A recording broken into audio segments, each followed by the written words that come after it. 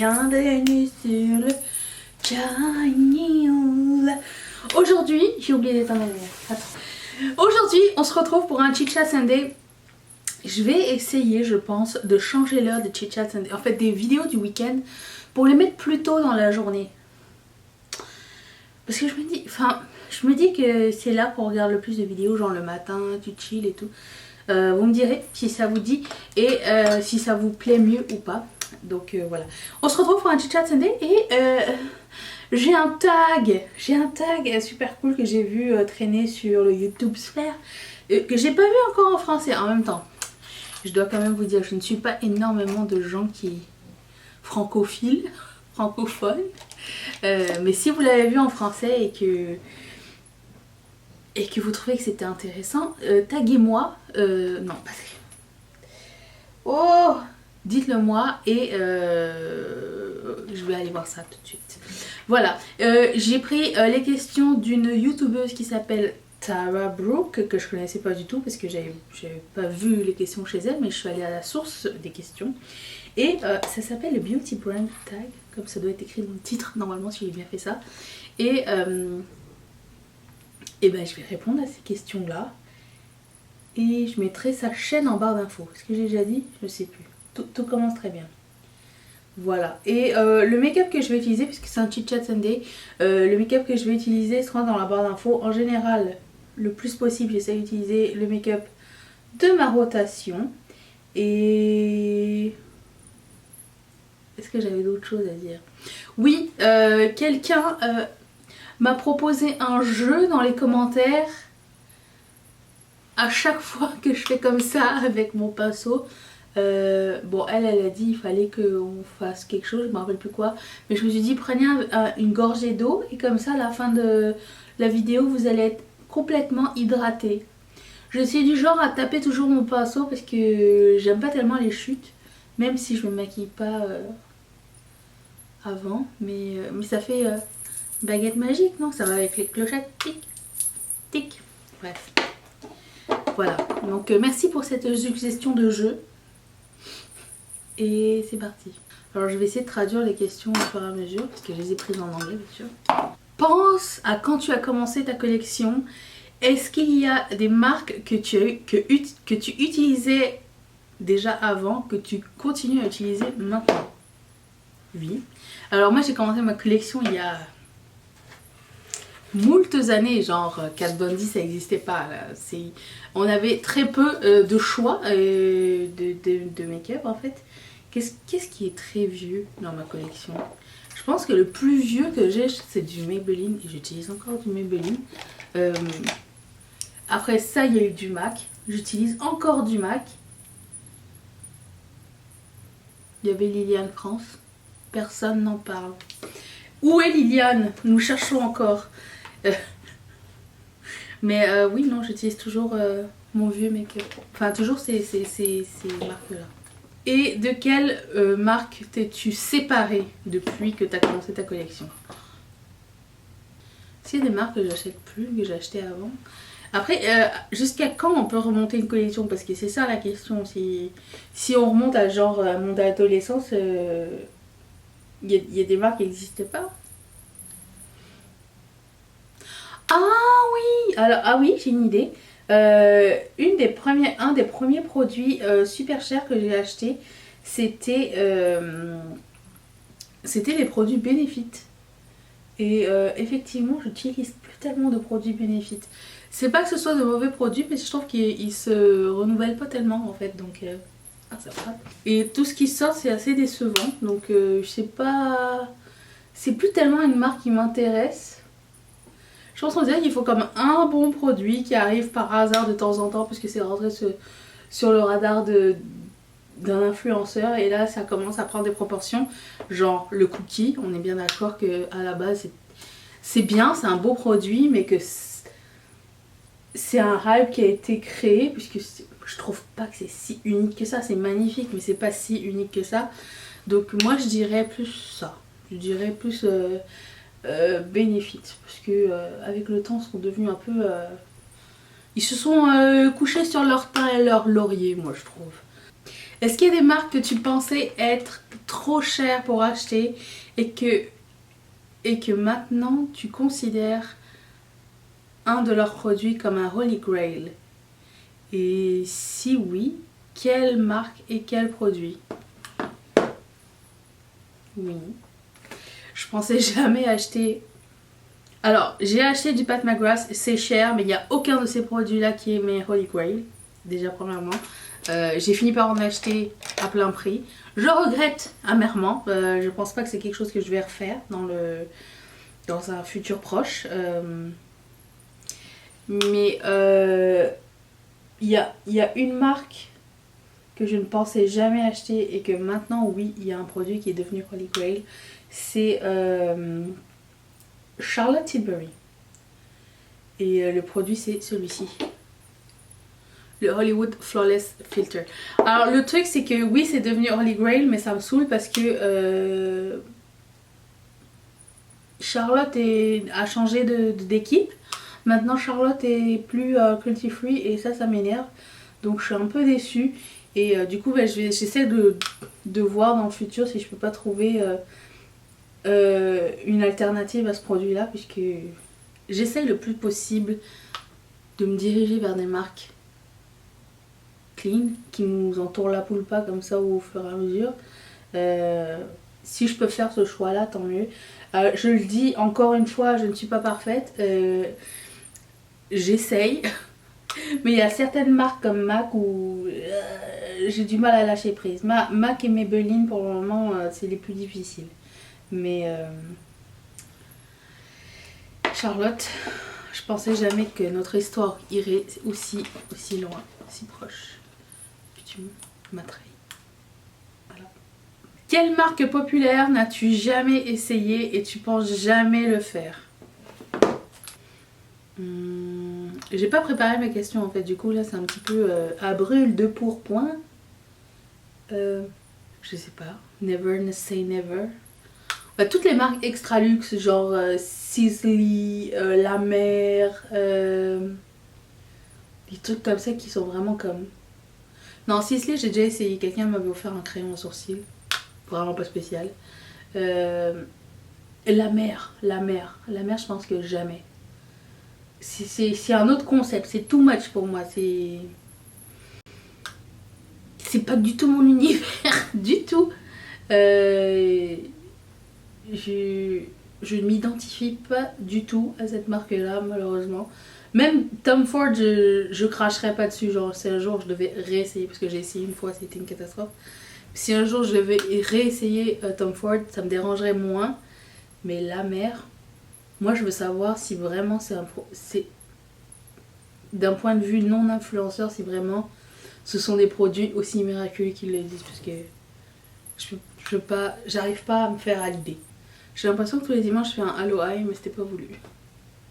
Je vais changer l'idée, je pense. Quelle marque comprend complètement ton esthétique make-up du moment?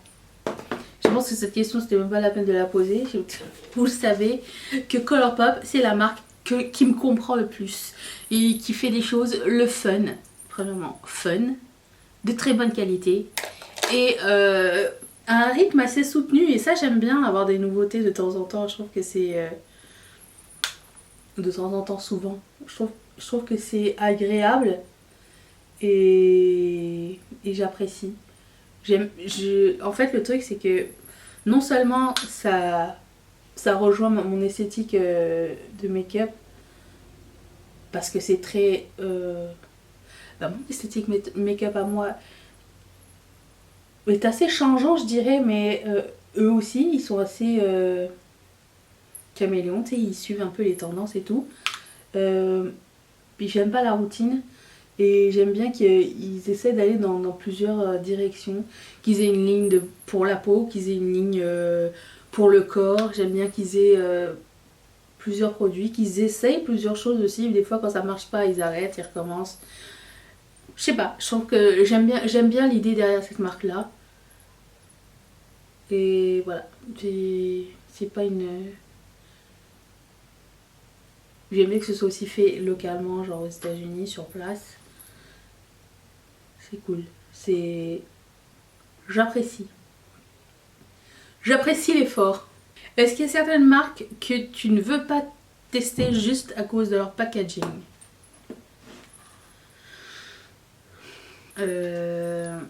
Non. Je ne pense pas. Le packaging, c'est assez... comment dire? C'est pas un deal breaker pour moi. Je pense pas. Il y a des choses que j'achète et je me dis, mais putain, mais comment je vais le ranger? Oui, certes. Mais ça ne m'empêche pas d'acheter pour tester le produit. Si le produit en tant que tel m'intéresse, le color story m'intéresse, c'est sûr que je vais mettre un bémol sur... Je vais dire, genre, le packaging, ça aurait pu être mieux. Mais ça va pas m'empêcher d'acheter un produit. Je pense pas, non. Je pense que je vais rester, genre, sur ce qu'il y a à l'intérieur. Je sais pas du tout ce que je suis en train de faire. Est-ce que vous, le packaging, c'est quelque chose qui vous rebute? J'aimerais bien que vous répondiez aussi aux questions, ça serait le fun de savoir. Et si vous êtes influenceur, que vous avez une chaîne YouTube ou un blog, ça serait cool que vous fassiez le tag aussi, ça serait sympa. Non mais j'entends plein de gens dire « Oh, j'aime pas, les palettes, elles sont trop grandes et tout. » Certes, c'est chiant, mais j'aime bien avoir des options. Sauf quand il y a 14 couleurs pareilles, bon, peut-être un peu moins, mais s'il y a quelque chose de cohérent avec le packaging et la palette, je vous dirais que même Jeffree Star avec ses palettes, si jamais j'ai acheté un jour Jeffree Star cosmétique, c'est pas la palette n'est pas un deal breaker pour moi, c'est quelque chose qui me dérange absolument pas. Ça va avec, moi je pense que ça va avec l'idée de la marque. Bon, sauf Benefit qui ne fait aucun effort, on est d'accord. C'est la seule marque la plus lazy du monde. Est-ce qu'il y a des marques que vous avez seulement essayé à cause de leur packaging? Et est-ce que vous étiez finalement heureux avec le produit? Je vous dirais que MAC, c'est... Souvent j'achète leurs produits parce que je suis très attirée par les nouveaux. On sait que MAC à la base c'était des produits... tu sais, ils ont une identité depuis longtemps, tu sais, ils ont pu... Ils ont évolué avec ce packaging noir depuis toujours. Et quand ils ont commencé à donner des nouvelles... comment dire, variations de leur packaging, ça m'a beaucoup intriguée. Et comme ça fait super longtemps que je connais la marque et que j'achète de la marque, quand ils ont commencé à sortir des packagings différents, des fois je me disais, souvent je me dis, je l'achèterais juste pour le packaging parce que ça c'est le truc qui m'énerve, cette palette. Des fois il y a des fards super lumineux qui fonctionnent super bien, des fois il y en a c'est comme, il est où le pigment? Mais oui, pour des raisons sentimentales et je dirais pas de collection parce que j'utilise mes produits, c'est pas des produits qui sont là pour prendre la poussière ou faire partie d'un musée éventuellement plus tard. Mais MAC, quand ils sortent des nouveaux packaging, j'aime bien avoir au moins un produit qui fait partie de la collection, même si finalement après le produit... Il y en a un que j'utiliserai pas, je pense, c'est celui-ci. Vous vous rappelez de cette couleur? C'était pas très beau sur moi, j'ai pas trop aimé l'effet, j'ai pas trop aimé le concept et en plus de ça il s'est cassé. Ces trucs là super glittery là, je l'ai gardé mais j'ai adoré le packaging et j'ai commandé aussi d'autres produits de cette collection là pour le packaging. Le produit est comme so à l'intérieur mais j'ai beaucoup aimé. Genre, si vraiment je voulais l'utiliser, je pourrais l'utiliser, en faire quelque chose, mais est-ce que ça a été un coup de cœur? Non. Mais il y a d'autres produits de MAC que j'ai acheté expressément pour le packaging et pour des fins de memory, souvenirs, que j'utilise encore et qui sont très bien, genre Wonder Woman ou l'année où ils ont fait la sortie avec Mark Simpson ou... Vous vous rappelez de cette période? C'était cool. Et du coup, oui, eux, je les ai gardés. C'était des très bons produits. Certaines personnes disent que les prix drugstore et les prix moyens, genre pas luxe, mais pas genre pas drugstore, entre les deux commencent à se fondre l'un dans l'autre. Quelle marque de drugstore pensez-vous être coupable d'avoir fait ça, et quels sont, je traduis au fur et à mesure, hein, quelles sont vos idées au sujet de l'augmentation des prix drugstore? Quelles sont vos idées, vos pensées, vos avis? Moi je dirais que je me rappelle pas. Je sais que ça a augmenté. Je me rappelle pas de tout. Mais je sais que ça a augmenté. Mais j'ai surtout vu chez Sephora. Pas chez Sephora, chez L'Oréal. C'est là que j'ai remarqué que les choses étaient plus normales en fait. Quand je me suis rendu compte que tu devais acheter genre un fond de teint à 20$ L'Oréal, là je me suis dit, mais je me rappelais pas que c'était aussi cher. C'est là que ça m'a un petit peu décontenancé. Et du coup L'Oréal c'est plus du tout une marque que j'achète parce que je trouve que leurs produits, bah, premièrement ils sont tous faits au même endroit, je pense. Tout ce qui est sous, je sais pas, j'ai l'impression, en tout cas je ne connais pas tout sur l'industrie du make-up, mais j'ai l'impression que L'Oréal et toutes les grandes marques sont faits au même endroit. Et je comprends pas la différence des prix. Et des fois, je vois genre un gloss à 15-20$. Je me suis dit, mais non, c'est pas tant quelque chose qui m'excite. Et je trouve que c'est dommage. Mais après ça, ça laisse la place à de nouvelles marques aussi, genre Catrice, genre Essence, qui restent toujours constants. Même Colourpop augmente leur prix. Quand j'ai commencé avec Colourpop, ils étaient pas aussi chers. Ils étaient genre... un Super Shock Shadow, c'était 5$ à l'époque. Ils sont rendus à 6. Le prix se voit puisque c'est vraiment pas cher et que je pense que leur marketing du début, en fait, moi quand j'avais connu la marque avec... une youtubeuse qui s'appelait Dani, le Coffee Break with Dani. J'avais commencé, tu sais, le marketing derrière le truc, enfin, comment elle le vendait, c'était que c'était les produits à 5$. Et du coup, ça sonnait bien 5$ un produit, puis avec le temps, ils ont augmenté. Quand ils font des collabs, je peux comprendre que quand ils font des collabs et qu'ils doivent acheter des licences, les produits augmentent. Ça, je peux comprendre parfaitement. C'est normal que la personne ou la licence prenne une partie dans les profits. C'est quelque chose qui est courant et ça me choque pas tant. Mais oui, j'ai vu que leur prix augmente. Alors, je sais pas jusqu'à quand, jusqu'à combien de temps ça va durer. Je pense le jour où je vais voir un Super Shock Shadow à 8$, je vais faire comme... Oh. Est-ce que ça va me bloquer de l'acheter? Soyons honnêtes. Sûrement pas. Mais bon, il y a certaines autres marques où je suis un petit peu moins... Regarde par exemple ELF. ELF, est-ce qu'on se rappelle de ELF? Qui continue à riser. Avant c'était des produits à 1-2$, maintenant on peut trouver des produits à 15$. Mais à la défense de ELF, la qualité a suivi avec l'augmentation du prix. Donc c'est pas une science exacte. Des fois, il y a une bonne raison derrière tout ça. Et des fois, il n'y en a juste pas. J'ai pris trop de primer. Des fois, il n'y en a juste pas. Et c'est dommage. Genre, L'Oréal, I'm looking at you. Why? Quand on voit que chez Maybelline, on peut encore trouver... Maybelline et L'Oréal sont sur jumelles, genre. Quand on voit que Maybelline, on peut encore trouver du fond de teint à 8$, pourquoi L'Oréal, il n'y en a pas? Tu sais, je comprends pas. Mais bon. J'ai dit c'est le jeu, ma pauvre Lucette, qu'est-ce que tu veux qu'on fasse? Si on peut faire quelque chose, on peut arrêter d'acheter. Why not? Ouais, bah moi j'ai arrêté d'acheter L'Oréal, donc comme ça. Mais j'ai rien contre eux, hein, c'est juste qu'il n'y a rien qui m'interpelle plus que ça. Et rien qui m'interpelle au point de mettre le prix dedans en fait. Avec la mentalité d'anti-consommation qui commence et qui prend l'ampleur sur les YouTube sphères, est-ce qu'il y a certaines marques avec lesquelles tu te sens loyal et pourquoi?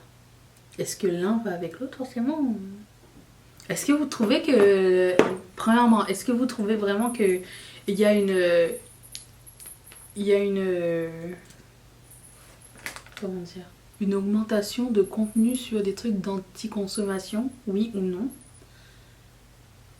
J'ai l'impression que ça va quand même à deux vitesses.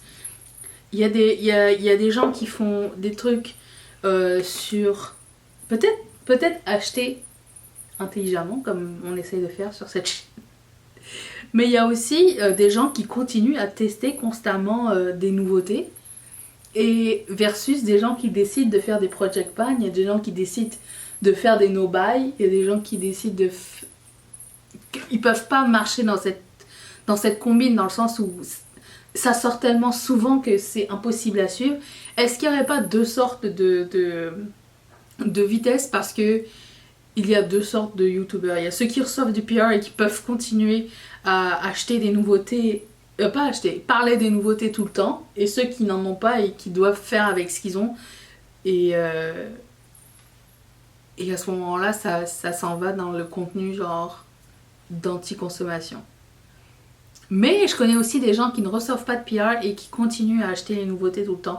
Je me demande si les gens vont pas finir par s'endetter. J'ai vu que Samantha March, à un moment donné, avait parlé de ça, qu'à un moment donné, elle pouvait plus suivre les sorties et qu'à un moment donné, elle a fini par s'endetter à vouloir faire des nouveautés et que beaucoup de ses abonnés à l'époque, et toujours d'ailleurs, lui disaient que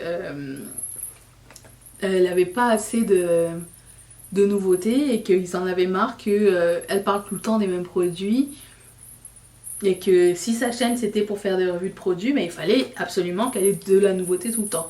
Qu'est-ce que vous pensez de ça, vous? Est-ce que vous pensez que c'est important que les chaînes continuent à avoir de la nouveauté pour rester fidèles ou est-ce qu'il est important de conscientiser les gens sur leur consommation aussi, parallèlement mais mais vous trouvez ça moins intéressant à regarder du coup. Mais dites-le bien franchement, ça me dérange pas l'un ou l'autre.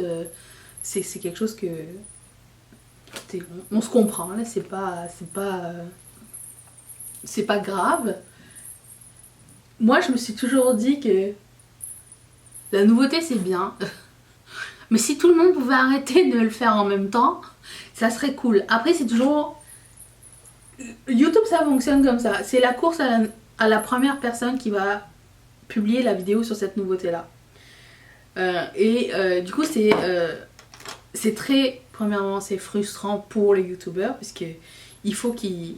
Je regarde par exemple Mel Thompson, il faut qu'elle soit au fait, qu'elle mette des alarmes pour acheter tout au fur et à mesure que ça sort, dès que ça sort, pour faire une revue le plus vite possible, pour pouvoir être cotée et être retrouvée dans les trucs de recherche le plus rapidement possible.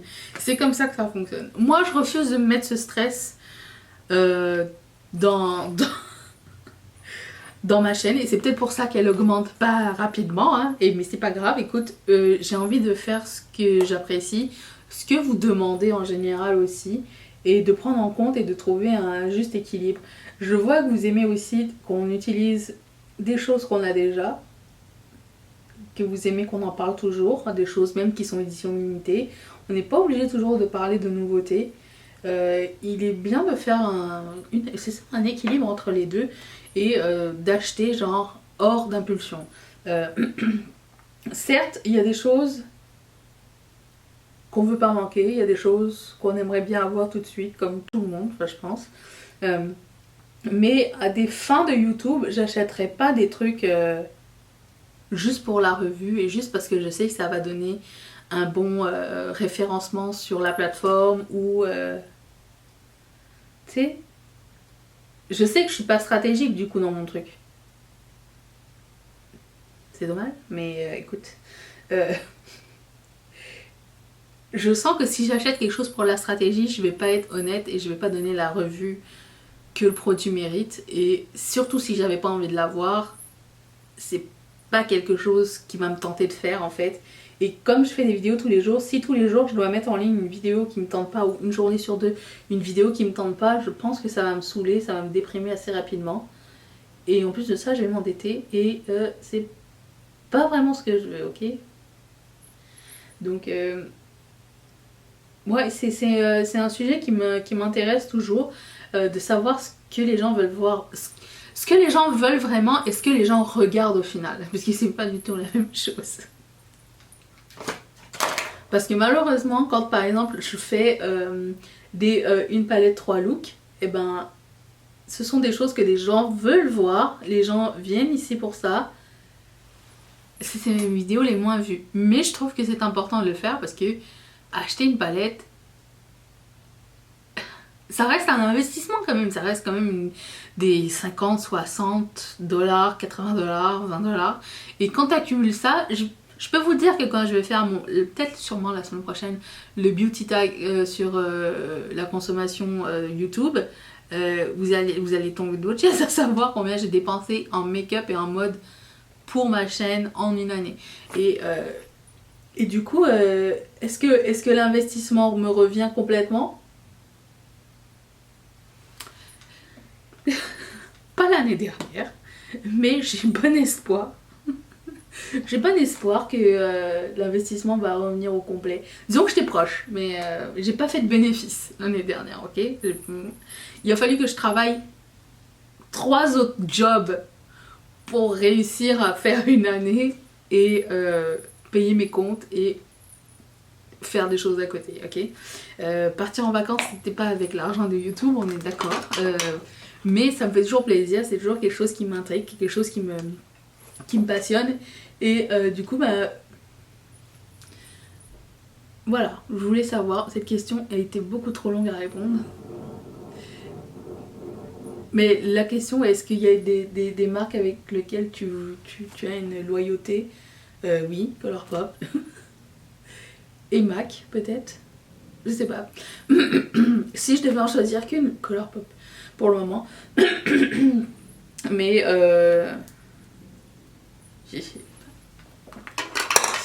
pour le moment, c'est ça. Est-ce que tu t'es déjà senti trahi par une marque?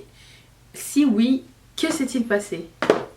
Oh, moult marques m'ont déçu. Attends. Bah, récemment, en fait, en général, toutes les marques qui sont en train de passer du côté non cruelty free, j'ai l'impression qu'on y va à l'envers. J'aimerais bien qu'on puisse évoluer dans le sens normal, dans le sens où on fait du progrès, dans le sens où le test sur les animaux arrête. Dernièrement, Physician Formula et Charlotte Tilbury. Après, oui, certaines personnes vont dire oui, mais la ligne est mince, on sait pas trop ce que c'est, cruelty free, blablabla, puisque de toute façon, dans la source des marques, ils utilisent des choses qui sont testées sur les animaux avant de faire le make-up, oui, certes. Mais comment vous dire, si par exemple, après je dis pas que j'achète plus de marque cruelty free parce que c'est pas vrai, mais j'aimerais qu'il y ait une espèce de transparence sur qu'est-ce qui est cruelty free et qu'est-ce qui l'est pas. Déjà premièrement, ce serait cool pour tout le monde qu'on sache où on met notre argent, d'où ça vient et quelles sont les sources de ce genre de trucs. Ça serait très cool, premièrement, ça serait bien. Après, chacun ses batailles, chacun ses principes. J'essaie de faire au mieux. Certes, la Chine est un marché important. À quel prix? Ça me désole un petit peu, mais bon. Ouais, donc Charlotte, je suis assez déçue de toi. Et c'est pas grave. Bah si c'est grave, mais je vais trouver un remplaçant et tout. Surtout que Charlotte Tilbury et moi, on n'était pas faites pour être copines à la base, dans le sens où c'est jamais une marque qui m'avait tellement attirée à la base. J'ai commencé vraiment à l'acheter à cause de la base. C'était un jeu de mots. Physician Formula, on n'a jamais vraiment été amis, à part le Butter Bronzer. C'est pas une marque à must-have non plus pour moi, mais je vais essayer de faire ma part en essayant de trouver d'autres alternatives et de m'intéresser à d'autres marques qui, peut-être, sont cruelty free. Aujourd'hui, plus rien n'est certain. Tout passe en dessous des lois, anyways. Il n'en tient qu'à nous et notre propre jugement, je pense. Est-ce qu'il y a certaines marques que vous croyez donnent une vibe exclusive, qui vous font pas sentir assez cool, riche ou jolie pour l'acheter? Et si oui, quelle marque? Pourquoi on devrait sentir? Pourquoi il y aurait un... Bon. Je vais finir par avoir des opinions. Je trouve, non, en tant que tel, il n'y a pas de marque qui me fait pas me sentir assez bien pour pas l'acheter. C'est jamais une question que je me suis posée d'ailleurs. Il n'y a jamais... Enfin, la meilleure. Pas assez riche. Mais ça, c'est un autre concept. Il n'y a jamais vraiment une marque qui m'a fait sentir pas assez bien pour elle. Mais ce que j'ai remarqué, c'est qu'il y a énormément de marques qui publient les photos des mêmes influenceurs, tout le temps. Dès qu'il y a une face sympa, tout le monde prend cette même face. Toutes les marques prennent cette même face et se servent de ce visage pour promouvoir le make-up, que ce soit par partenariat ou juste pour le plaisir. Je trouve ça bizarre. Alors si ça avait été des visages atypiques, il y en a un qui est atypique et qu'on reconnaît souvent, je sais pas, je vais essayer de mettre sa photo ici, je me rappelle pas c'est quoi son nom. C'est cool parce que cette personne-là est très créative et tout, sauf que bon, je la vois tout le temps partout. Mais sinon c'est toujours le même type de visage aussi qu'on voit partout, le même genre de visage, les mêmes poses, cette pose là, cette pose là, cette pose là, ils se sont tous on dirait comme chirurgie au même endroit et clonés, autant gars que filles, et je trouve ça bizarre et étrange. C'est la même chose. Je trouve ça très bizarre, je trouve ça très robotisé. Je sais pas, j'ai l'impression que les gens sont pas les mêmes. Enfin, ils sont tous les mêmes, mais qui sont plus qu'ils étaient. Tu sais, je veux bien que chacun fasse ce qu'il veut avec son visage. Mais si c'est pour ressembler au voisin, je dirais à quoi ça sert? Tout le monde a la même bouche, tout le monde a les mêmes sourcils, tout le monde a le même menton pointu, les mêmes pommettes. C'est incroyable. Une fois, j'avais fait un photomontage, j'avais montré à une de mes amies. J'ai pris 6 mecs différents. Et j'avais même montré à Mathieu, j'ai fait ce montage là, j'ai dit, pouvez-vous croire que c'est pas du tout la même personne? Ils étaient tous sous le cul. Ils avaient la même coiffure, les mêmes poses, la même façon de retoucher leurs photos. C'était juste... C'était dingue. C'était... Alors moi j'aime bien voir des choses uniques. Et du coup, le problème qui se passe, et je vais vous le dire franchement, hein, le problème qui se passe, c'est qu'on s'habitue à voir ce genre de personnes-là. Avec moi, j'essaie de me tenir au courant de tout ce qui se passe, ok, au niveau beauté, pour pouvoir vous informer le plus possible, parce que ça me passionne et que j'adore ça aussi.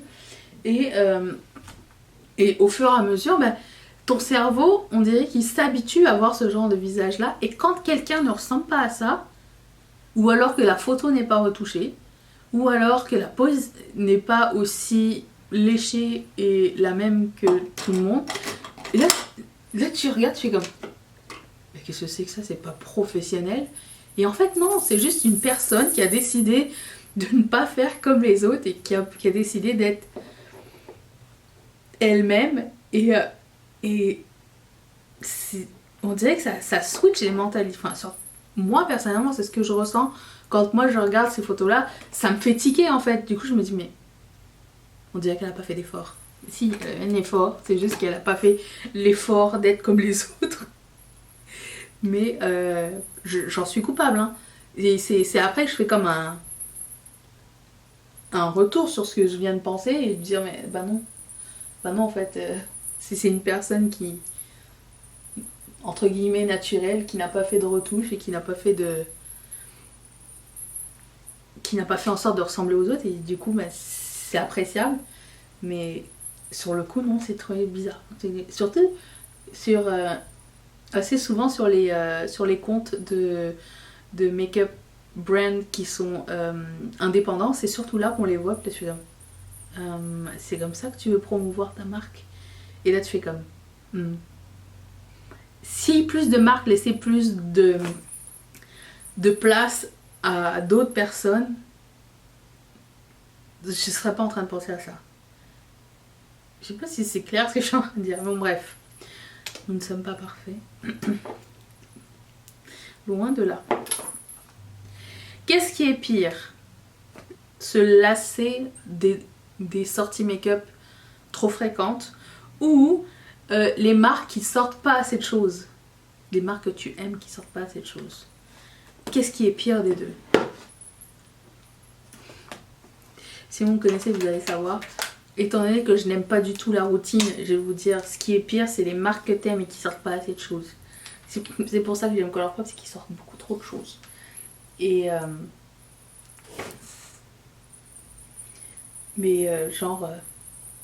non. Bah, par exemple, revenons à Kat Von D 2 minutes.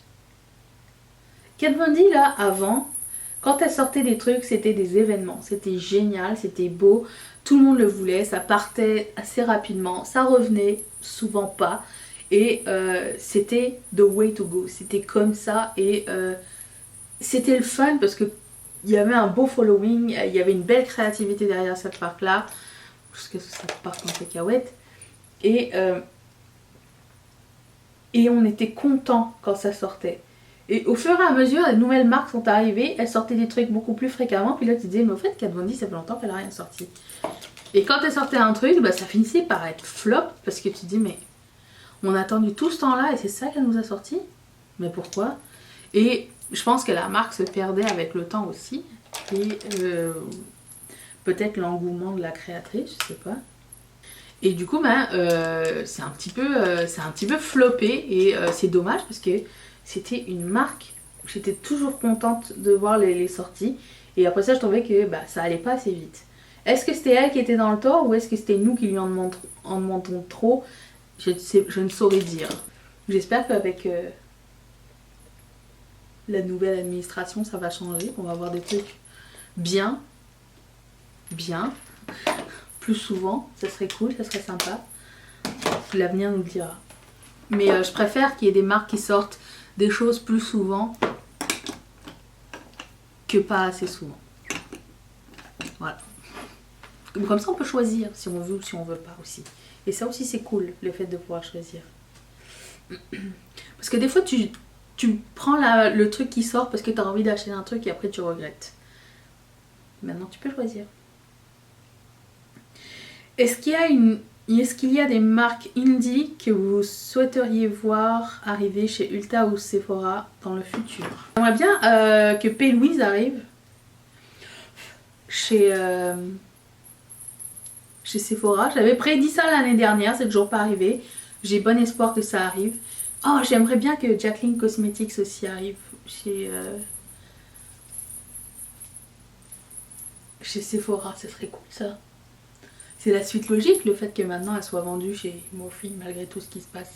Je sais que ces deux marques sont vendues chez Beauty Bay aussi, mais les prix augmentent. Et que si c'est le même prix et que ce soit vendu chez Sephora, ça serait cool. Vous aimeriez, je suis sûre qu'en Europe vous aimeriez que Colourpop soit vendu à Sephora. Ce serait tout le temps sold out. Mais c'est cool parce que nous maintenant on a genre Melt, on a... Je sais pas ce que vous avez en Europe. On a Melt, on a Violet Voss, on a Morphe. Si vous devez donner un rebranding à n'importe quelle marque beauté, laquelle serait-elle? Et qu'est-ce que vous modifierez? J'ai pensé quand même à cette question. Cacherai pas. J'ai pensé à Lorac. Parce qu'on se rappelle de l'Orac? Ça fait longtemps qu'on les a pas vus. À un moment donné, c'était top of the game. C'était les meilleurs. Tout le monde voulait l'Orac. J'ai jamais acheté de produit l'Orac, je pense. Si, une fois peut-être. Leur palette, à un moment donné, c'était les meilleurs. Les plus cotés. Ils sont tombés dans un ravin. Je ne sais pas ce qui s'est passé avec eux. Et que s'ils pouvaient revenir un petit peu rafraîchir leur marque, ce serait cool. J'ai vu quelqu'un qui a répondu Benefit. C'était grandement besoin. Beauty Blender aussi, je dirais que si à un moment donné, ils pouvaient nous arrêter de faire une collection, une sortie sur leur putain d'éponge de toutes les couleurs. Ils changent de couleurs, petits, grands. Ce serait cool parce que maintenant, Beauty Blender, t'es à la ramasse. J'aimerais juste te dire que t'es dépassé. Il y a des choses qui... Tu pensais avoir une technologie, un brevet. C'est bon, ça a été copié. Tout... On peut acheter des dupes partout pour $1. Okay. Beauty Blender, t'as besoin d'un petit rafraîchissement. À chaque fois qu'ils essayent de sortir un produit teint, ça flop. Je pense qu'ils ont besoin de quelque chose de nouveau. Ils ont besoin d'un petit coup de pouce. Parce qu'ils se sont un petit peu aussi reposés sur leur teint et leur laurier Beauty Bay. Voilà, pas Beauty Bay, Beauty Blender. Est-ce que je dis Beauty Bay depuis tout à l'heure? Bref. Voilà, c'était toutes les questions. Si ça vous intéresse de faire ce tag, je vous invite à le faire. Je vous invite à me donner aussi votre avis sur certaines questions et qu'on discute de manière respectueuse dans les commentaires. J'ai hâte de vous lire. Je vous retrouve demain pour une prochaine vidéo. Je vais mettre mon visage ici. Clique, abonne-toi. Une vidéo mystère là. Je remercie toutes mes marraines et tous mes parrains de sponsoriser cette chaîne. Et si toi aussi ça te tente, clique sur ce petit carré qui va t'envoyer directement chez Patreon. Je vous dis à demain. Allez-vous être là? Moi oui.